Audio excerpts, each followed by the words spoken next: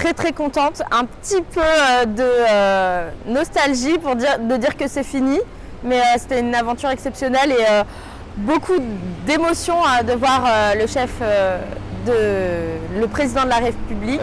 J'ai été sélectionné pour participer au 14 juillet car j'ai réalisé un service civique durant l'année 2020-2021 dans l'association Addiction France. Et j'étais très heureux d'être là, très ému, mais l'émotion elle se fait progressivement tout au long de la semaine avec les répétitions, avec l'armée. On a fait une préparation pendant une semaine. Donc le but était justement d'aller sur les Champs-Élysées, place de la Concorde, et donc face aux tribunes.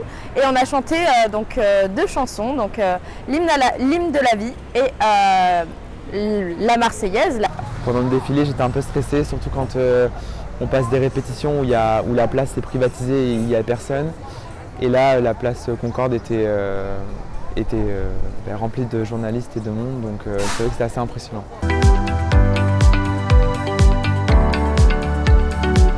Suite à un gros souci médical, j'ai dû me réorienter, je ne savais pas quoi faire.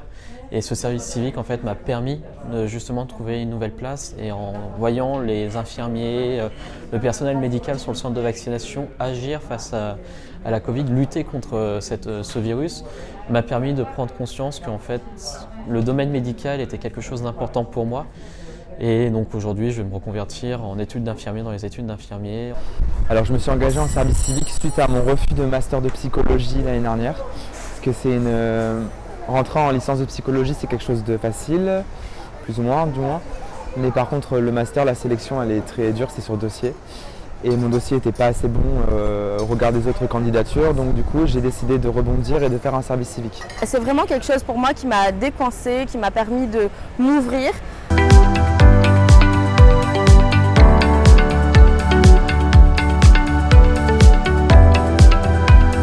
Nous avons créé un 10e domaine de mission pour le service civique, un domaine citoyenneté européenne. Et le deuxième champ sur lequel on doit vraiment déployer des missions, c'est l'environnement, puisque aujourd'hui on a plus de demandes sur cette thématique que d'offres à proposer, donc il y a vraiment urgence.